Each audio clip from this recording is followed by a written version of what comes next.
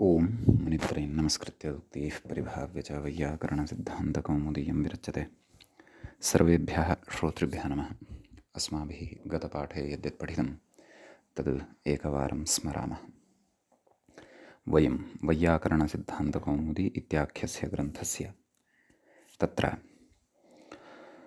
तद्धितेषु शैक्षिकप्रकरणं पठन्तः स्मः। प्रकरणस्यास्य अस्माकं क्रमे तत्र 30 पाठः गतपाठः प्रवृत्तः।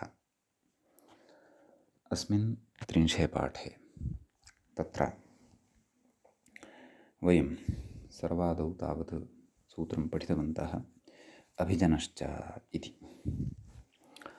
तत्र सः अस्य अभिजनः इत्यस्मिन् अर्थे यथाविहितं प्रत्ययाः भवन्ति। सृग्नः अभिजनः अस्य इति स्रौघ्नः इति रूपं तत्र सिद्धं भवति। तत्र ग्रन्थकारेण मूले एव यत्र स्वयं वसति सः तु निवासः भवति, यत्र पूर्वैः उषितं भवति सः तत्र अभिजनः इत्युच्यते इति अपि अस्माभिः तत्र पठितं। ततः सूत्रं ततः पठितम् आयुधजीविभ्यश्चः पर्वते इति। पर्वतवाचिनः प्रथमान्तात् अभिजनशब्दात् अस्य इत्यर्थे छः स्यात्, सोऽभिजनः इत्यस्मिन् अर्थे। तत्र हृद्गोलः पर्वतः अभिजनः येषाम् आयुधजीविनां ते हृद्गोलीयाः इति एकः प्रयोगः पठितः। ततः तत्र पृष्टं आयुध इति किं? आयुधजीविनः एव ते भवेयुः। यदि जीविनः न सन्ति तर्हि तु न। तर्हि तत्र उच्यते ऋक्षोदः पर्वतः अभिजनः येषां ते आर्क्षोदाः द्विजाः। एते द्विजाः आयुधजीविनः न सन्ति इति कृत्वा तत्र छ प्रत्ययः न भवति आयुधजीविभ्यश्च पर्वते इत्यनेन। परन्तु तत्र औत्सर्गिकः अणेव भवति। तदनन्तरं षण्डिकादिभ्यो ञः इति सूत्रं वयं पठितवन्तः। तत्र षण्डिकः अभिजनः अस्य शाण्डिक्यः इति रूपं साधितम्। अर्थात् षण्डिकादिगणे पठितेभ्यः शब्देभ्यः सोऽभिजनः इत्यस्मिन् अर्थे तत्र यः इति प्रत्ययो भवति इति अस्माभिः पठितम्। तदनन्तरं सिन्धुतक्षशिलादिभ्योऽणयम् इति अपि सूत्रं पठितं। तत्र सिन्ध्वादिगणे पठितेभ्यः शब्देभ्यः तक्षशिलादिगणे पठितेभ्यः शब्देभ्यः च क्रमशः तत्र यथासङ्ख्यम् अणयम् इत्येतौ प्रत्ययौ भवतः। सम्यक्। तत्र तत्र तदेव मूलेऽपि उक्तमेव सिन्ध्वादिभ्यः अण तक्षशिलादिभ्यः ऐ स्यादुक्ते अर्थे। उक्तः अर्थः कः? सः अभिजनः इति। ततः तदेव सैन्धवः इति रूपं साधितं। सिन्धुदेशविशेषः तत्र भवति, सः देशः अभिजनः अस्य इति विग्रहे सैन्धवः इति रूपं साधितं।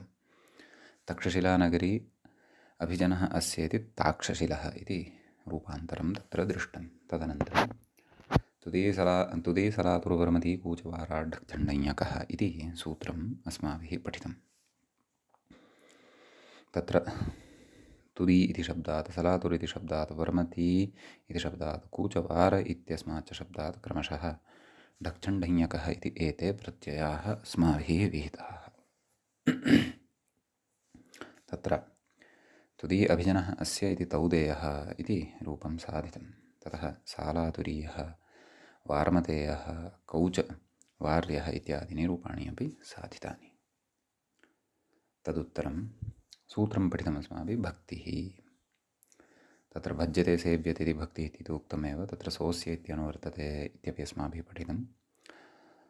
ततः सृग्नः भक्तिः अस्य इति स्रौघ्नः इति रूपमपि साधितं। ततः सूत्रम् अस्माभिः पठितं गतपाठस्य अन्ते अन्तिमं सूत्रमासीत् अचित्ताददेशकालात् ठक् इति। अचित्तवाचकेभ्यः अदेशवाचकेभ्यः अकालवाचकेभ्यश्च शब्देभ्यः नाम यः शब्दः चित्तवाचकः न स्यात्, देशवाचकः कालवाचकः अपि च न भवति, तादृशात् शब्दात् ठक् इति प्रत्ययो भवति। अतः अपूपाः भक्तिः अस्य इति आपूपिकः इति रूपं साधितम्। एवमेव पयः भक्तिः अस्य इत्यस्मिन् अर्थे पायसिकः इति रूपम् अस्माभिः साधितम्। सम्यक्, यतः सोऽस्य इति अनुवर्तते एव इति कृत्वा। तत्र देवदत्तशब्दः चित्तवाचकः भवति इति कृत्वा तस्मात् तु देवदत्तः भक्तिः अस्य इति कृत्वा अणेव भवति, दैवदत्तः इति रूपं तत्र साधितं। तत्र सृग्नशब्दः देशवाचकः भवति इति कृत्वा तस्मात् ठक् न अणेव भवति, सृग्नः भक्तिः अस्य इति कृत्वा स्रौघ्नः इत्येव रूपं भवति। ग्रीष्मशब्दः कालवाचकः भवति इति कृत्वा तस्मात् ठक् न अणेव भवति, ग्रीष्मः भक्तिः अस्य इत्यस्मिन् अर्थे। अतः ग्रैक्ष्मः इति रूपं तत्र सिद्धं साधितम् अस्माभिः। समीचीनं। ततः गतपाठे एतावानेव विशेषः अस्माभिः सम्मुखीकृतः अथवा दृष्टः, पठितो वा। अयमासीत् 30 पाठः तद्धितेषु शैषिकप्रकरणस्यास्य। अधुना तावत् 31 पाठः अस्य प्रकरणस्य अत्र आरब्धः भवति। 31 पाठस्य अस्य आरम्भे वयं सूत्रम् अग्रिमं पठामः। तच्च सूत्रं भवति एवं महाराजाठ्ठञ् इति। सूत्रे 2 पदे स्तः। महाराजात् इति एकं पदं, ठञ् इति च पदान्तरम्। सम्यक्। ततः प्रकृते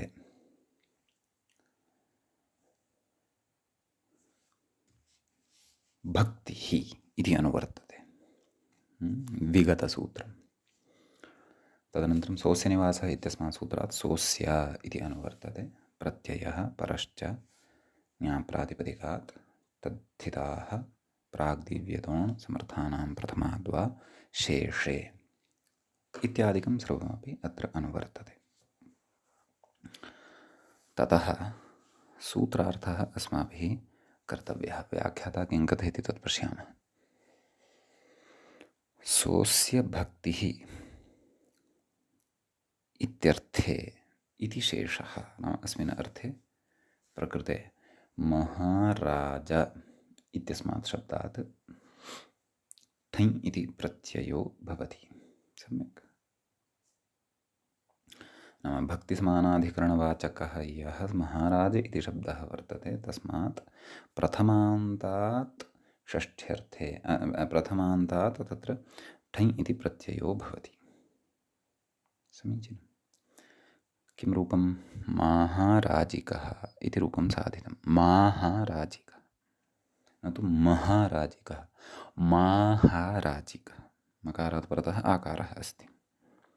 कथं तस्य विग्रहः क्रियते? व्याख्यातारं पश्यन्तु।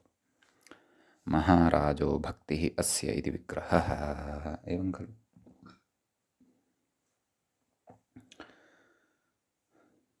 एवं किल?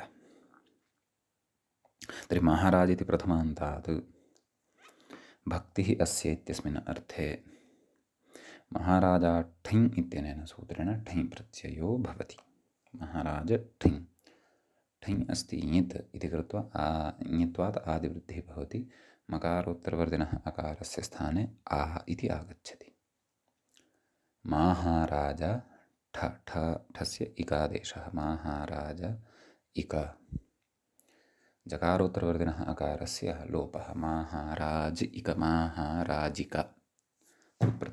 सुप्रत्ययः सस्य ऋत्विसर्गे सति महाराजिकः इति रूपं सिद्धं भवति। नाम महाराजः भक्तिः अस्य। यः महाराजः वर्तते सः भक्तिः, नाम महाराजः सेव्यते येन सः महाराजिकः भवति इति। सम्यक्। ठञ् ञित्करणस्य प्रयोजनं ञित् स्वरविधानमपि भवति। सम्यक्। ततः अग्रिमं सूत्रं पठनीयम् अस्ति। अस्मिन् सूत्रे एतावानेव विशेषः आसीत्।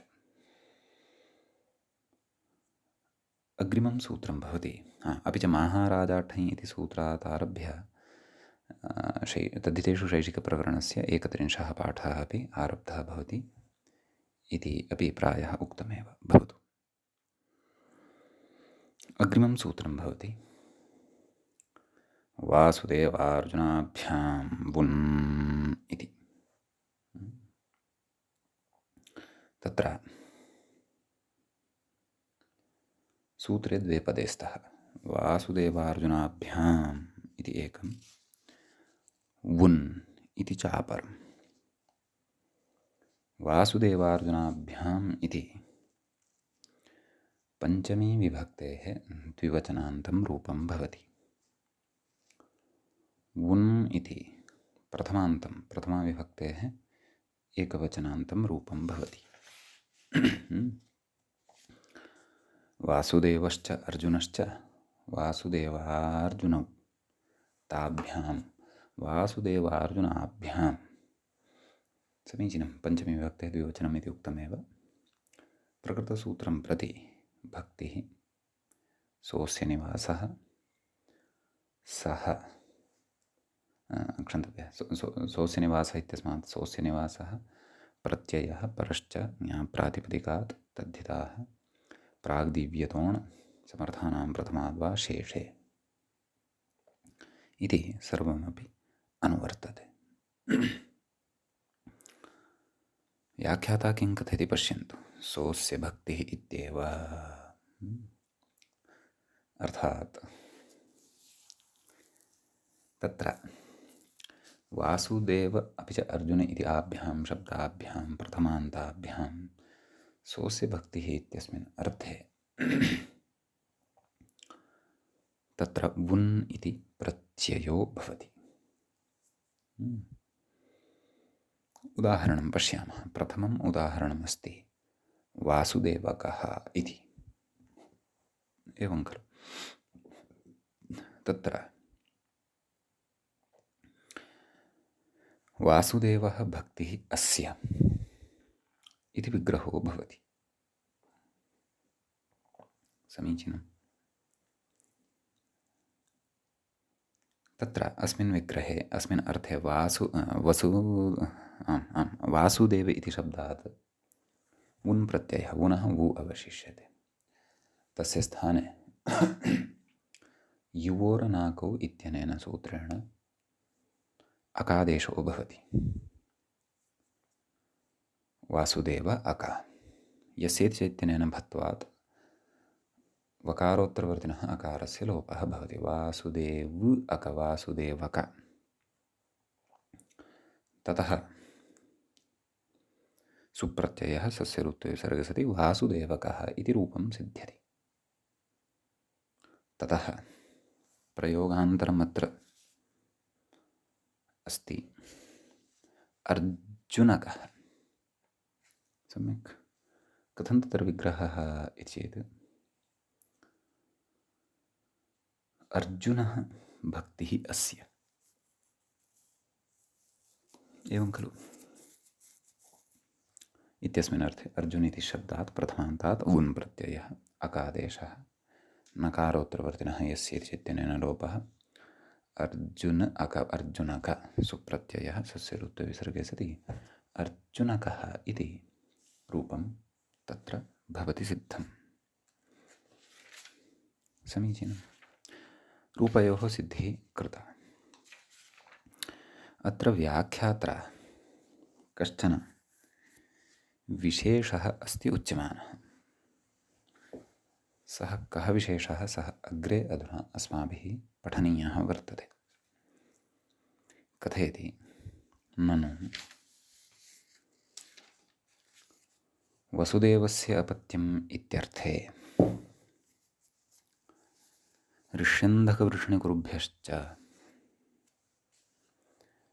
इति वार्षणेयत्वात् अणि वासुदेवशब्दात् गोत्रक्षत्रियाख्येभ्यो बहुलं वुञ् इति सद्यः एव सूत्रं पठिष्यते अग्रे अस्माभिः। अणः अपवादः इति ऊया एव सिद्धत्वात्, तेन ऊञ् प्रत्ययः तत्र कर्तव्यः। तेनापि वासुदेवशब्दः क्षत्रियवाचकः कुतः? वार्षणेयत्वात्। वृष्णिवंशः सः, वृष्णिवंशः क्षत्रियवाचकः। अतः गोत्रक्षत्रियाख्येभ्यो बहुलं वुञ् इत्यनेन वुञ् प्रत्ययेन एव तत्र वासुदेवक इति शब्दः सिद्धः भवति खलु। एवं खलु? तदेव कथयति, वुञैव सिद्धत्वात् वासुदेवग्रहणं व्यर्थं। नाम तर्हि वासुदेवग्रहणं न कर्तव्यं। कस्मिन् सूत्रे? वासुदेवार्जुनाभ्यां वुन् इत्यत्र। यतः अग्रिमेण सूत्रेण सेत्स्यति।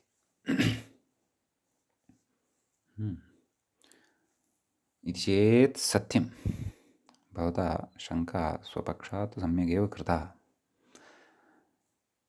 क्षत्रियवाचकः यदि वासुदेवशब्दः वृष्णिवंश्यः कोऽपि स्वीक्रियते प्रकृते सोऽस्य भक्तिः इत्यस्मिन् अर्थे, तर्हि अग्रे यत् सूत्रम् अस्माभिः पठ्यमानं वर्तते अथवा अचिरेण पठिष्यते, तेनैव सूत्रेण प्रकृते वुञः वासुदेवकः इति रूपं साधयितुं शक्यते। अतः वासुदेवार्जुनाभ्यां वुन् इति न वक्तव्यम्, अर्जुनाद्वुन् इत्येव वक्तव्यम्। इति यद्भवता उक्तं तत् सत्यम्। अग्रे कथयति, अनन्तो वासुदेवशब्दो नत्र गृह्यते। अत्र किञ्चित् भवता विचारणीयम्। यद्यपि भवता सम्यक् स्वपक्षात् सम्यगेव स्वकीयः पक्षः उपस्थापितः, परन्तु अत्र विचार्यम् इतोपि अस्ति। किं नाम, भोः, अत्र अनन्तः वासुदेवशब्दः नास्ति। गोत्रक्षत्रियाख्येभ्यः इति अग्रिमं सूत्रमस्ति खलु। तेन किमुच्यते? गोत्राख्यप्रातिपदिकानि अथवा क्षत्रियाख्यप्रातिपदिकानि यानि सन्ति तेभ्यः वुञ् प्रत्ययः भवति। एवं खलु? तर्हि वासुदेवशब्दः क्षत्रियवाचकः कदा सेत्स्यति? यदा अणन्तस्य अन्ते भविष्यति। इत्येवमेव खलु भवान् वदन्नस्ति। तस्मात् क्षत्रियवाचकत्वमपि अस्य भविष्यति। क्षत्रियवाचकत्वात् प्रकृते गोत्रक्षत्रियाख्येभ्यो बहुलं वुञ् इत्यनेनैव वुञा सिद्धेः वासुदेवार्जुनाभ्यां वुन् इत्यत्र वासुदेवपदग्रहणस्य प्रयोजनं नास्ति। परन्तु अत्र अयं शब्दः अण्णन्तः एव नास्ति भोः। ऋष्यन्धकवृष्णिकुरुभ्यश्च इत्यनेन प्रकृते वृष्णिवंशवाचकत्वात् अणप्रत्ययः विहितः अस्ति इति नास्ति। तथा वा? तर्हि कथं वासुदेवशब्दः साध्यते? वसुदेवशब्दात् अणि सति खलु वासुदेव इति शब्दः सिद्ध्यति। तदर्थं ऋष्यन्धकवृष्णिकुरुभ्यश्च इत्यनेन तत्र अण वक्तव्यः। सः च अण वृष्णिवाचकात् शब्दात् भवति। अतः क्षत्रियवाचकत्वं वासुदेवशब्दस्य सिद्धं भवति। चेत् तथा न, तदेव अहं वदन् अस्मि अग्रे। तथा प्रकारान्तरेणापि वासुदेवशब्दः सिद्ध्यति भोः। क्षत्रियवाचक एव वासुदेवः श्रीकृष्णपर्यायः भवति इति नास्ति। तदुच्यते अग्रे किं किन्तु यस्मिन् समस्तं वसति, यो वा समस्ते वसति सः वासुः। सम्यक्। यस्मिन् समस्तं वसति, समस्तमपि यस्मिन् वसति, यो वा समस्ते वसति सः वासु। वासुशब्दस्य निर्वचनम् एवमपि क्रियते। समीचीनं। स चासौ देवश्च, नाम सः वासुश्चासौ देवश्च। वासुदेवः कथयति इति व्युत्पत्त्या वासुदेवशब्दोऽयं भगवती योगरूढः एव इति न दोषः। यः भगवान् वर्तते, यः परमेश्वरः वर्तते, सर्वव्यापकः ईश्वरः, एका एव शक्तिः या वर्तते, तस्य कृतेपि वासुदेव इति उच्यते। वासुश्चासौ देवश्च। सम्यक्। कथयति भगवती योगरूढः एव, नाम योगरूढ्या इदं लभ्यते। कश्चन वसुदेवः, तस्य अपत्यं पुमान् वासुदेवः इत्यनया रीत्या एव वासुदेवशब्दः सिद्धः भवति इति नास्ति भोः।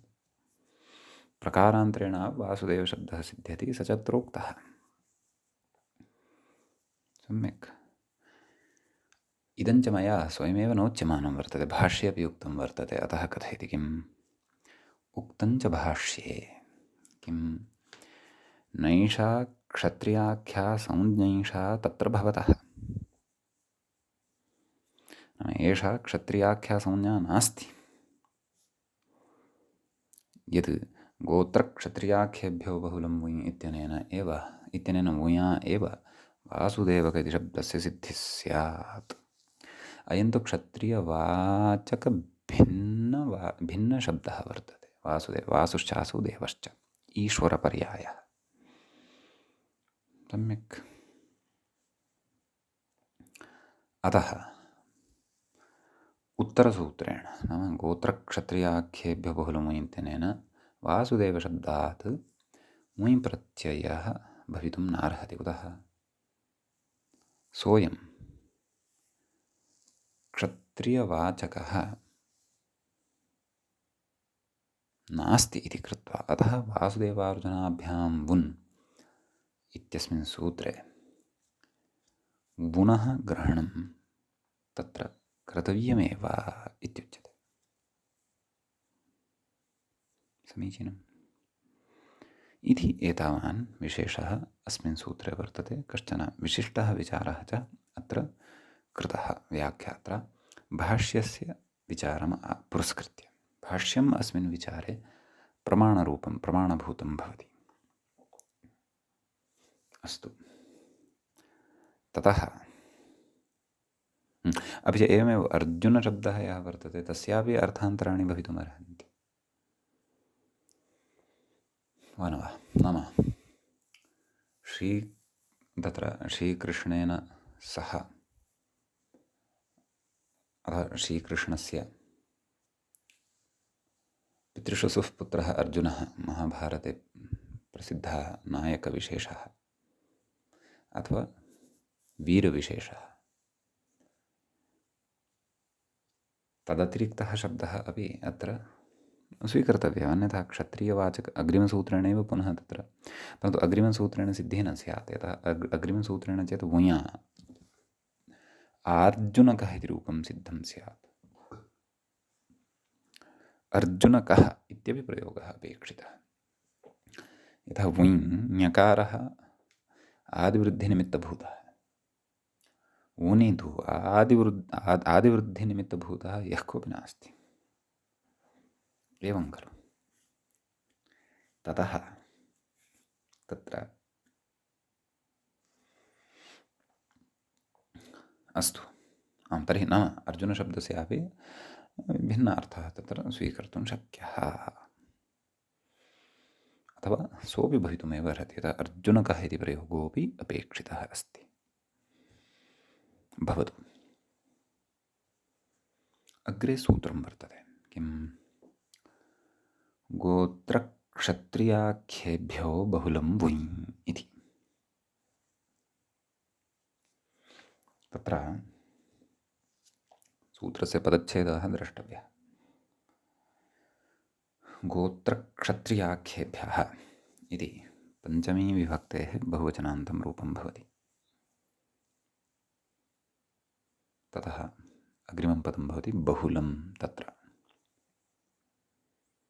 ततः तृतीयं पदं भवति वुञ् इति। तत्र गोत्रञ्च क्षत्रियश्च गोत्रक्षत्रियौ एवं खलु तौ आख्या येषां ते गोत्रक्षत्रियाख्याः इति विगृह्यते। तेभ्यः गोत्रक्षत्रियाख्येभ्यः इति। समीचीनं। प्रकृते बहुव्रीहि समासः वर्तते। तादृशः बहुव्रीहि यस्य गर्भे द्वन्द्वः वर्तते। यथा आदौ अस्माभिः यत्र द्वन्द्वः कृतः ततो बहुव्रीहिः खलु उक्तः। अतः सम्यक् प्रकृते भक्तिः सोऽस्य निवासः प्रत्ययः सोऽस्य निवासः इत्यतः सोऽस्य इत्येव अनुवर्तते। प्रत्ययः परश्च ज्ञाप्रातिपदिकात् तद्धिताः प्राग्दीव्यतोण् समर्थानां प्रथमाद्वा शेषे इति एते अनुवर्तन्ते। ततः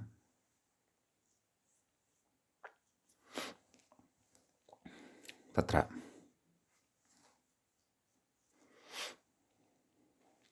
सूत्रार्थः कर्तव्यः। व्याख्यातारं पश्यन्तु। गोत्रप्रत्ययान्तेभ्यः क्षत्रियवाचिभ्यश्च उक्तप्रत्यये बहुलं वुञ् स्यात् इत्यर्थः।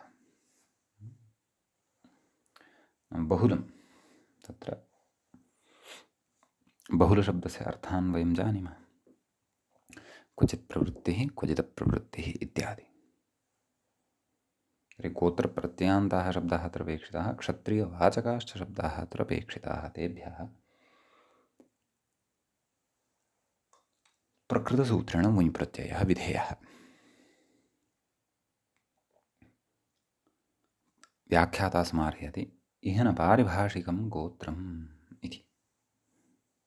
कुतः अपत्याधिकारात् बहिर्भूतम् इदं स्थलम्। अतः प्रवराध्यायात् निर्दिष्टं गोत्रमेव प्रकृते मन्तव्यम्। एवं खलु। नाम सामान्यापत्यार्थवाचकम् अत्र गोत्रशब्दं वयं जानीयाम। यतः स च सिद्धान्तः अस्माभिः पूर्वमेव प्रतिपादितः वर्तते, तं वयं जानीमः। मूले कथयति अणोपवादः इत्युक्तं खलु। अणः अयम् अपवादो भवति। अणं प्रवाद्य इदं प्रवर्तते।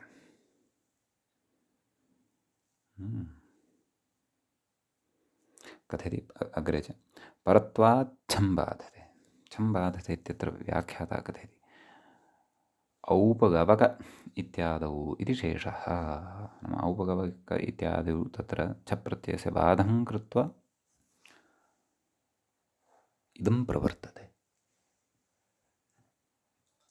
नाम औपगव इति शब्दस्य वृद्धसंज्ञा खलु भवति। अतः तस्मात् छप्रत्ययः प्राप्तः भवति। परन्तु छप्रत्ययस्यापि बाधो भवतु इति एतदर्थं तत्र अयम् आरम्भः, अयं वुञः आरम्भः कृतो वर्तते। ततः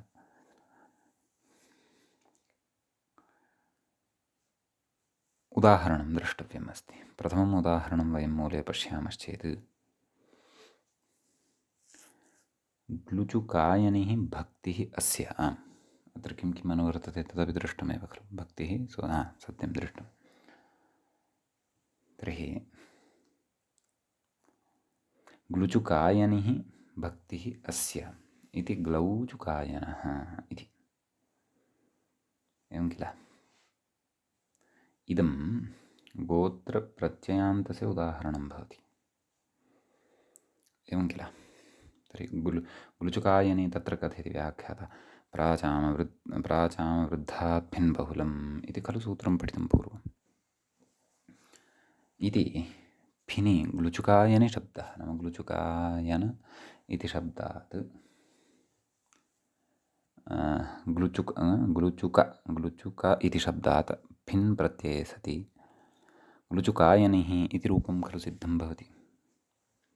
तदिदम् अस्माभिः पूर्वं पठितं वर्तते। इदानीं ग्लुचुकायनि इति यः वर्तते शब्दः सः गोत्रप्रत्ययान्तः वा न वा? ततः तस्मात् प्रकृते गोत्रक्षत्रियाख्येभ्यो बहुलं मुञ् इत्यनेन सूत्रेण मुञ् इति प्रत्ययः क्रियते।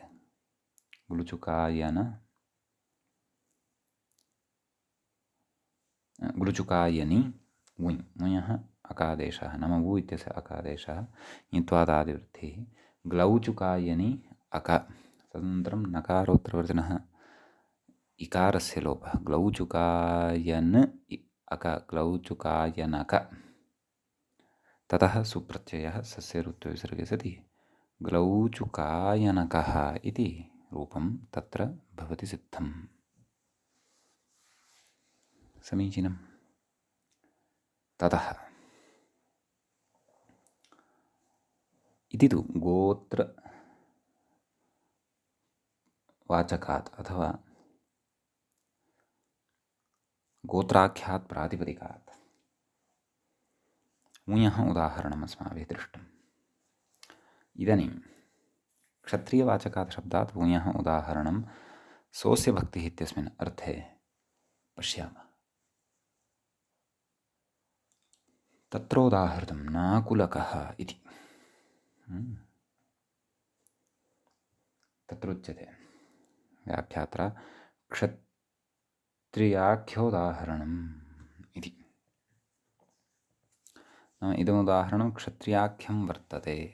क्षत्रियाख्यात् तत्र सोऽस्य भक्तिः इत्यस्मिन् अर्थे मुञः इदम् उदाहरणम्। अतः नकुलस्य इदमित्यस्मिन् अर्थे नकुल इति शब्दात् तत्र वुञ् इति प्रत्ययो विधीयते।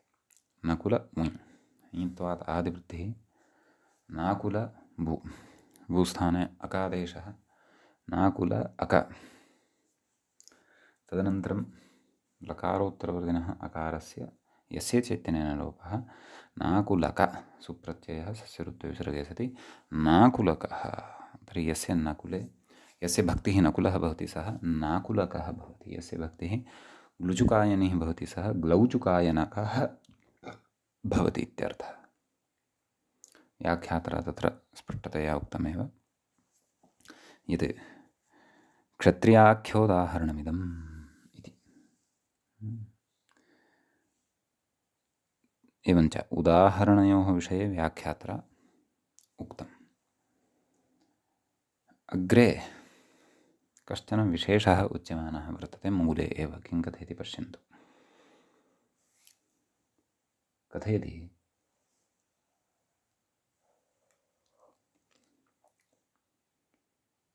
बहुलग्रहणान्नेह।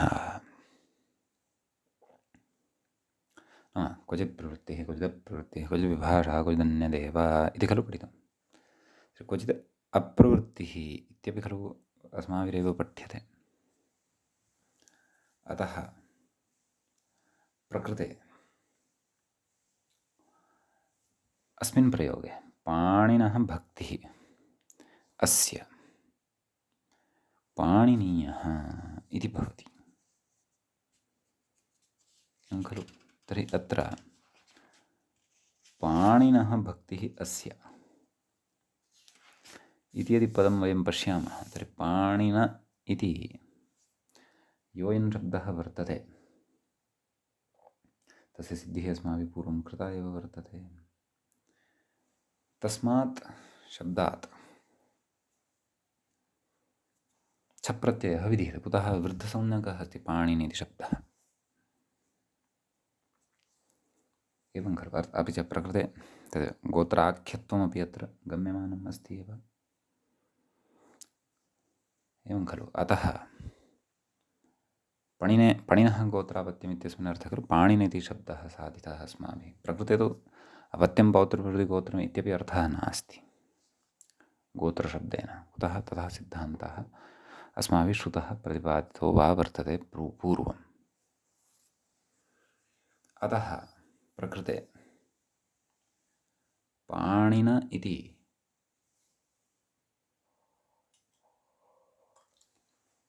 वृद्धसंज्ञकात् शब्दात् छप् प्रत्ययस्य एव प्रवृत्तिः भवति, तस्य बाधः न भवति। तस्य बाधः प्रकृते भूया न क्रियते। अतः छप् प्रत्ययः तस्य स्थाने ईय आदेशः पाणिन ईय, ततः णकारोत्तरवर्तिनः अकारः भवति पाणिन ईय, पाणिनीय। सुप्रत्ययः सस्य ऋत्वविसर्गे सति पाणिनीयः इति रूपं तत्र सिद्धं भवति। समीचीनम्। अयं कश्चन विशेषः एतत् सूत्रगतः वर्तते। इतः परम् अस्माभिः अग्रिमं सूत्रं पठनीयं वर्तते।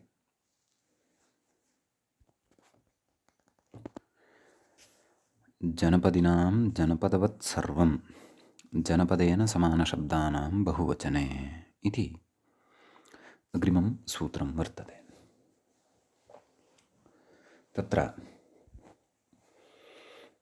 सूत्रस्य पदपरिचयः आदौ द्रष्टव्यः। तत्र जनपदिनाम् इति प्रथमं पदं वर्तते खलु। षष्ठीविभक्तेः बहुवचनान्तम् इदं पदं भवति। जनपदवत् इति अव्ययपदं भवति। सर्वम् इति प्रथमान्तं पदं भवति। जनपदेन इति तृतीयान्तं, समानशब्दानाम् इति षष्ठ्यन्तं, बहुवचने इति सप्तम्यन्तं। सम्यक्। तत्र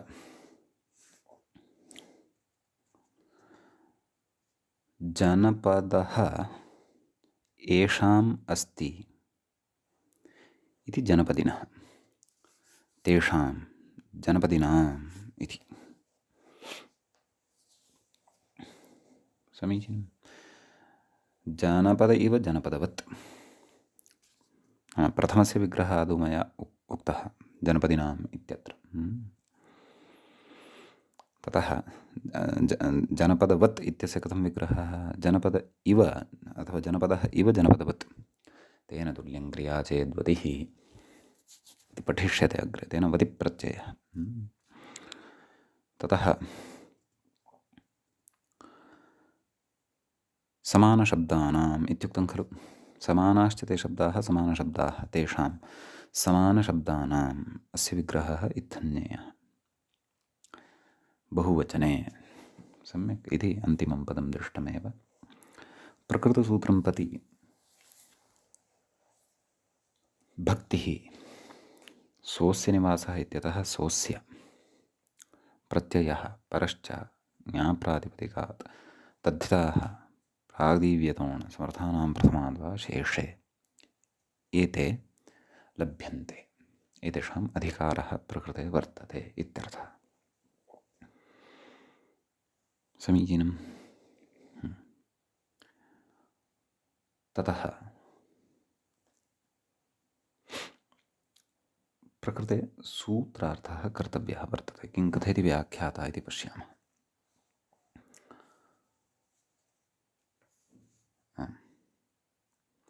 बहुवचने परे ये जनपदेन समानशब्दाः, एवं खलु, बहुवचनं परतः अपेक्षितम् इति स्मर्तव्यं।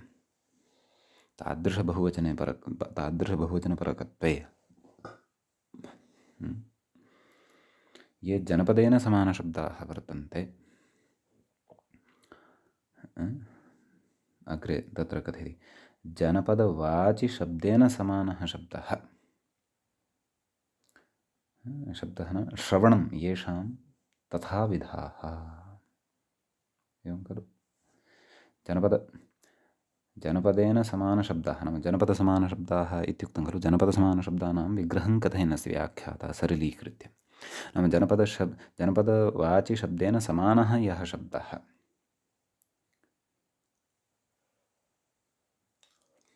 तत्र श्रवणं येषां भवति नाम शब्दः नाम श्रवणं नाम येषां भवति तथाविधाः शब्दाः येषां जनपदशब्देन समानशब्दत्वेन श्रवणम् अथवा समानशब्दत्वेन ये शब्दाः वर्तन्ते ते तादृशाः तेषां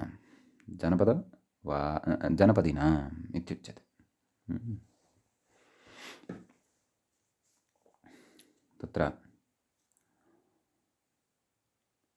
जनपदिनां तत्र कथ्यते जनपदस्वामिवाचिनाम् अत्र जनपदिनां नाम जनपदः येषाम् अस्ति नाम केषां जनपदस्य ये स्वामिनः वर्तन्ते ते जनपदिनः वर्तन्ते जनपदिन् इति शब्देन ते विवक्षिताः वर्तन्ते एवं खलु जनपदवत् नाम जनपदे इव सर्वं स्यादित्यर्थः एवं खलु नाम जनपदे यथा व्यवस्था उक्ता वर्तते तद्वत् प्रकृतेपि स्यात् इति तच्च अस्माभिः कुत्र पठितं क्व पठितम् इति चेत् तत्पठितम् अस्माभिः जनपदतदवध्योश्च इत्यत्र इत्यादीनि सूत्राणि पठितानि खलु तदेव कथयति जनपदतदवध्योश्च इति प्रकरणे ये प्रत्ययाः विहिताः ते भवन्ति प्रकृतयोऽपि तथैव भवन्ति इति तु सर्वशब्दः लभ्यते जनपदवत् सर्वम् इति तत्र सर्वशब्दः यः उक्तः तेन अयमर्थः लभ्यते तदाह जनपदस्वामिवाचिनाम् इत्यादिना मूले पश्यन्तु जनपदस्वामिवाचिनां बहुवचने जनपदवाचिनां समानश्रुतीनां जनपदवत् सर्वं स्यात् प्रत्ययः प्रकृतिश्च नाम जनपदतदवध्योश्च इति सूत्राणि यानि अस्माभिः पूर्वं पठितानि जनपदतदवध्योश्च इति सूत्रप्रकरणे नाम ततः आरभ्य जनपदविशेषेभ्यः तत्र ये प्रत्ययाः पठिताः वर्तन्ते ते एव जनपदवाचिनः शब्दाः अत्रापि भवन्ति ते एव च प्रत्ययाः अत्रापि भवन्ति परन्तु अर्थः भिद्यते अर्थः कः अस्ति सोऽस्य भक्तिः इति अर्थः प्रकृते वर्तते तत्र कदाचित् भिन्नः अर्थः आसीत् अत्राधुना भिन्नः अर्थः वर्तते समीचीनं तर्हि एतावदुक्त्वा ततः स्वयं मूले स्मारयन्नस्ति किं कथयति जनपदतदवध्योश्च इति प्रकरणे ये प्रत्ययाः उक्तास्ते अत्र अतिदिश्यन्ते स्पष्टतार्थम् एवं खलु नाम तत्र भवन्तः स्मरेयुः अत्रैव शैक्षिकप्रकरणे एव जनपदतदवध्योश्च जनपदवाचिनस्तदवधिवाचिनश्च वृद्धात् उञ् स्यात् आदर्शकः त्रैकर्तकः इत्यादीनि रूपाणि साधितानि खलु ततः अवृद्धादपि बहुवचनविषयात् इत्यादीनि तत्र सूत्राणि पठितानि खलु तस्मिन् प्रकरणे तदेव कथयति जनपदतदवध्योश्च इति प्रकरणे ये प्रत्ययाः उक्ताः ते अत्र अतिदिश्यन्ते नाम शब्दाः अपि तेव तस्मिन् प्रकरणे उक्ताः अथवा प्रकृतयः अपि ते एव प्रत्ययाः अपि ते एव परन्तु ते प्रकृते अस्मिन् अर्थे नाम सोऽस्य भक्तिः इत्यस्मिन् अर्थे उच्यन्ते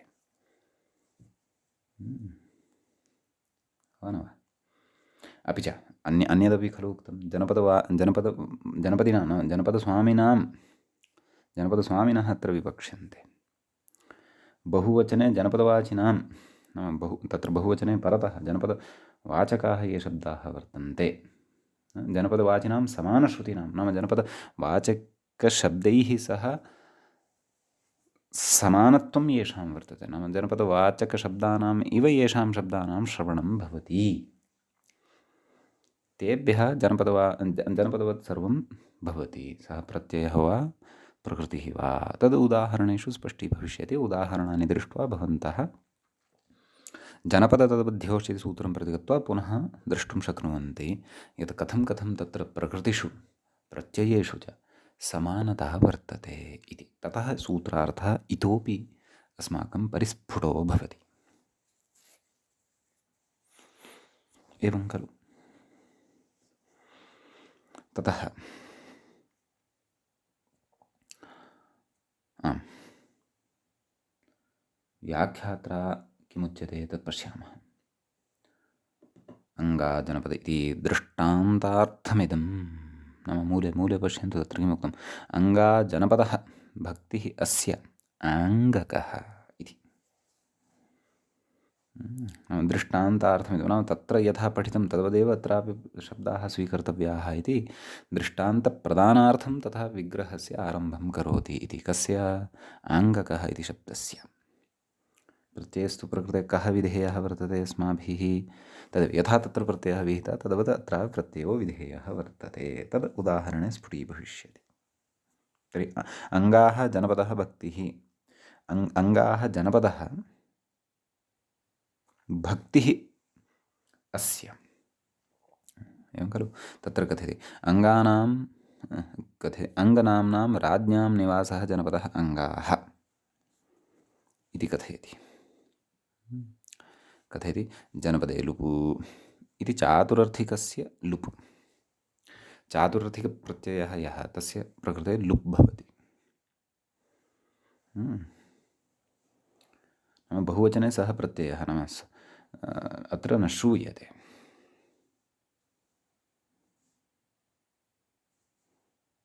एवं किल। यतः तत्र चातुरर्थिकप्रकरणे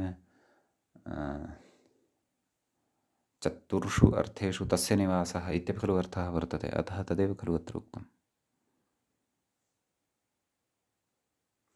वा न वा। तेषु अपि एकः अर्थविशेषः अत्र पठितः एव खलु अस्माभिः।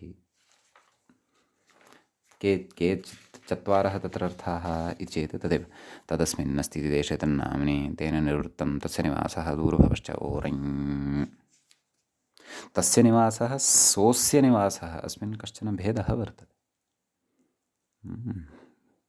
अस्तु तर्हि तदेव अत्र कथयति आदौ अङ्गाः इति शब्दं व्युत्पादयति नाम चातुरर्थिकप्रकरणविधानद्वारा यः अङ्गाः इति पदं यत् सिद्धं भवति तत् आदौ साधयति। किं कथयति अङ्गनाम्नां राज्ञां निवासः जनपदः अङ्गाः जनपदे लुप् इति चातुरर्थिकस्य लुप् भवति। एवं खलु। सः जनपदः भक्तिः अस्य इत्यर्थे सम्यक् अङ्गशब्दात् अपि च बहुवचने परतः अङ्ग जस् इत्यस्मात् खलु अत्र प्रत्ययः भविष्यति। जसस्तु लुप् भविष्यति।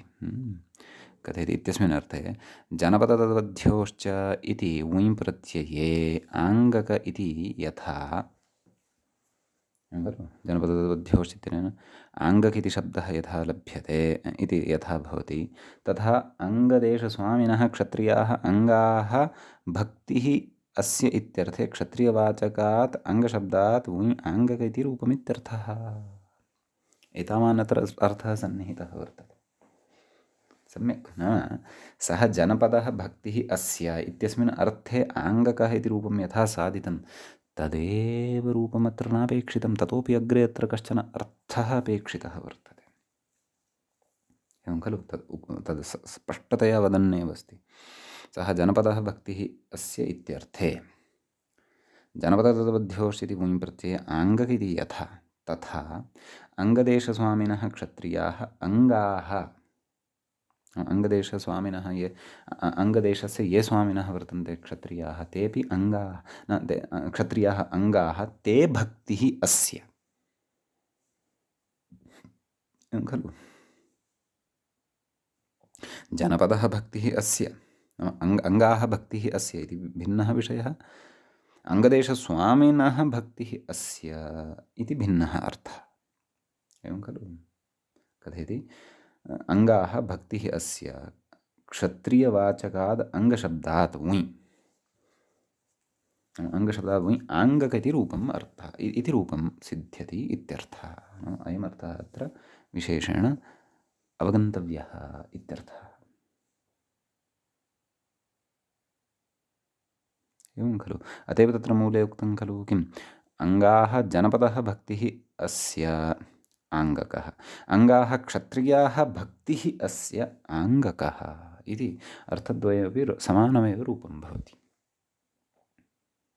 अत एव तत्र किमुक्तं जनपदवत् सर्वं जनपदिनाम् इत्युक्तं। जनपदिनां नाम जनपदस्वामिनाम् इत्यर्थः। तर्हि अङ्गदेशस्वामिनः क्षत्रियाः अङ्गाः भक्तिः अस्य सोऽपि आङ्गकः भवति इति अत्र उदाहरणं सिद्धं भवति। अयं कश्चन विशेषः वर्तते अत्र अर्थगतः विशेषः। समीचीनं। ततः उदाहरणम् अग्रिमम् अत्र उदाह्रियते। तच्च वर्तते एवं कथं पञ्चालाः ब्राह्मणा इति नैव प्रत्युदाहरणम् अग्रे उपस्थाप्यते। किं कथयति जनपदिनाम् इति किं नाम जनपदस्वामिनाम् इति कुतः उच्यते। यदि जनपदस्वामिनः तेन भवति तदा न।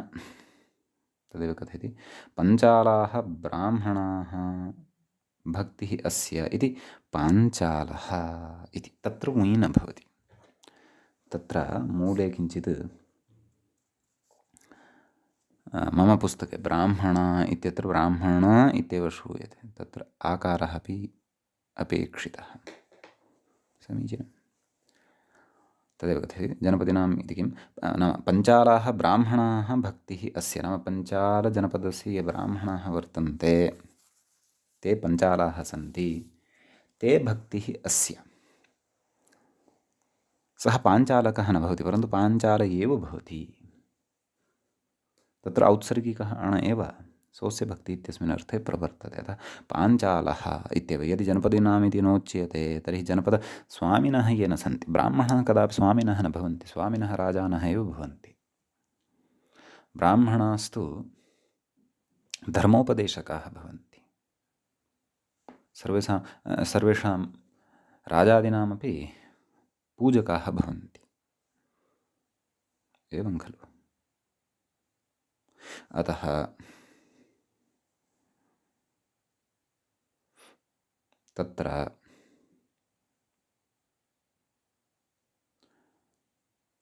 तत्र उञ् न भवति जनपदतद्बुद्ध्योश्च इत्यादिना। एवं खलु। तत्र व्याख्याता कथयन्नस्ति अभेदोपचारादिः ब्राह्मणेषु पञ्चालशब्दः नाम ब्राह्मणेषु पञ्चालशब्दः अत्र अभेदेन लक्षणया अथवा लक्षणया अभेदेन इत्थं पञ्चालशब्दः ब्राह्मणेभ्योऽपि उपयुज्यमानः वर्तते। कथयति तत्रादिदेशाभावादणेव भवति, तत्र अतिदेशस्य अभावात् तत्र अणप्रत्यय एव भवति इत्यर्थः। समीचीनम्। इति कश्चन विशेषः अस्मिन् प्रत्युदाहरणे वर्तते। नाम अत्र तदेव अत्र इदमेव अवगन्तव्यं ब्राह्मणाः स्वामिनः जनपदस्वामिनः न वर्तन्ते, अतः उञ् अपि न भवति परन्तु औत्सर्गिकः अणेव भवति इति। जनपदवत्सर्वं प्रकृते न भवति इति। सम्यक्। अग्रे पृच्छति जनपदेन इति किम् सूत्रे उक्तं खलु जनपदवत् सर्वं जनपदेन इति। वा न वा। तत्र कथयति पौरव इति अग्रे कथयति पौरवो राजा भक्तिः अस्य पौरवीयः इति कथयति। कथयति पौरवशब्दो न जनपदवृत्तिरिति भावः। एवं खलु। सत्यं। पौरवशब्दः यः वर्तते सः शब्दः जनपदवृत्तिः नास्ति, नाम जनपदवाचकः अथवा जनपदार्थे वर्तते इति नास्ति। अतः पौरवः राजा भक्तिः अस्य सः पौरवीयः भवति। तत्र पौरवी इति शब्दस्य वृद्धत्वात् छ प्रत्ययः एव भवति। अतः पौरवीयः इति रूपं सिद्धं भवति। एवं खलु? कश्चन राजा सः पौरवः, सः अस्य भक्तिः चेत् तर्हि अयं पौरवीयः भवति। यदि तु पौरवशब्दोऽपि जनपदवाचकः भवति स्म तदा ङुञ् प्रत्ययः कदाचित् भवति स्म। सम्यक् इति मूले कृतः अयं कश्चन विचारः। अग्रे व्याख्यात्रा केचन विशेषाः सन्त्युच्यमानाः, तान् पश्यामः। पृच्छति बहुवचने किम्? अन्यानि प्रत्युदाहरणानि व्याख्याता इदानीं वदन् अस्ति। उक्तं खलु तत्र सूत्रे बहुवचने, अतः अङ्गाः भक्तिः अस्य इत्यादिषु अस्माभिः तत्र बहुवचनत्वेन एव आरम्भः कृतः विग्रहस्य। तत्र कथयति एकवचनद्विवचनयोः सत्यपि शब्दभेदे अतिदेशो भवति इति।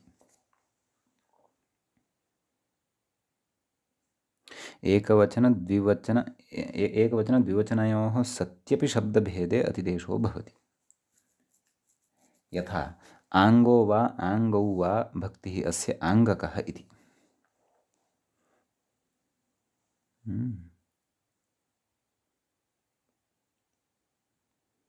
इति कथयति। परन्तु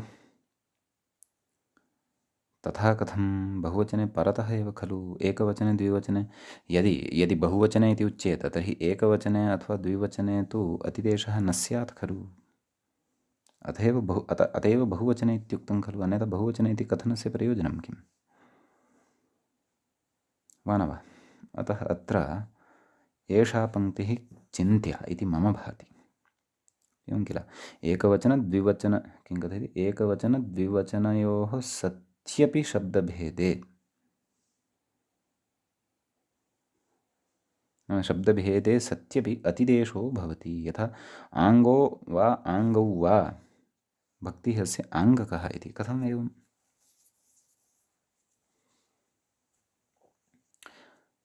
शब्दभेदे सति स्यात्।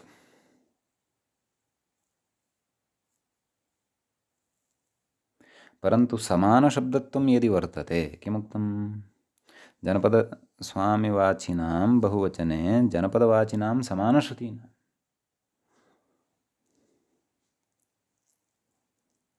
वा न वा?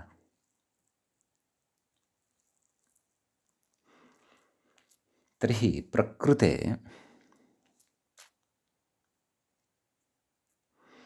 अङ्गः वा आङ्गौ वा इत्यत्र अङ्गः इत्यत्र एकवचनत्वं परतः वर्तते। एकवचनं परतः वर्तते। आङ्गौ इत्यत्र द्विवचनं परतः वर्तते। भक्तिः इति आङ्गकः इति कथयन् अस्ति। शब्दभेदे, शब्दस्यापि कः भेदः अत्र? आम्, प्रकृते अङ्ग इति शब्दः नास्ति, आङ्ग इति शब्दः वर्तते। बहुवचने तु तस्य प्रत्ययस्य जनपदे लुप् इत्यनेन लुपि सति आदिवृद्धिः न भवति खलु। अङ्ग इत्येव शब्दः वर्तते। एवं खलु? सम्यगेव वदति व्याख्यात्रा, सम्यगेव उच्यमानमस्ति इति भाति। तदेव यद् बहुवचनपरकत्वे उक्तं सत्यं, परन्तु प्रकृते एकवचनं नास्ति, द्विवचनम् अस्ति, सत्यम् अङ्गीकुर्मः। बहुवचने इति उक्तम्, अतः बहुवचनत्वं परतः नास्ति इति कृत्वा प्रकृते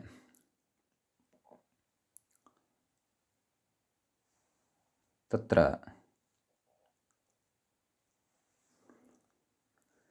अतिदेशः न स्यात् इति शङ्का जायते। परन्तु शब्दभेदः अस्ति। बहुवचने अङ्गशब्दः वर्तते, एकवचने द्विवचने तु आङ्गशब्दः वर्तते। इति शब्दभेदेन प्रकृते अतिदेशः भवत्येव, एकवचनं वा बहुवचनं वा परतः स्यान्नाम। यदि एकवचने द्विवचने अपि शब्दसमानता स्यात्, वा न वा, तदा कदाचित् प्रकृते अपि तत्र बहुवचनपरकत्वाभावात् ङुञ् प्रत्ययः न भविष्यत् इति व्याख्यातुः अभिप्रायः अत्र चिन्तनम् इतोपि अपेक्षितम् इति भावयामि। भवतु नाम अग्रे कथयति प्रकृतिश्चेति किम् इतः एतेषाम् अवशिष्टानां नाम एतत् सूत्र गतानाम् एतत् सूत्रगतव्याख्यायाम् एतत् सूत्रसम्बद्धपङ्क्तीनाम् अग्रिमे पाठे समन्वयः भविष्यति। अद्यतनपाठः तावत् अत्रैव उपसंह्रियते। मङ्गलं भवतु। मुनित्रयं नमस्कृत्य उक्तिः परिभाव्य च वैयाकरणसिद्धान्तकौमुदीयं विरच्यते। एवञ्च प्रकरणस्यास्य तद्धितेषु शैशिकप्रकरणस्यास्य 31 पाठः अस्माकं क्रमे सम्पन्नतां गतः। नमः सर्वेभ्यः श्रोतृभ्यः।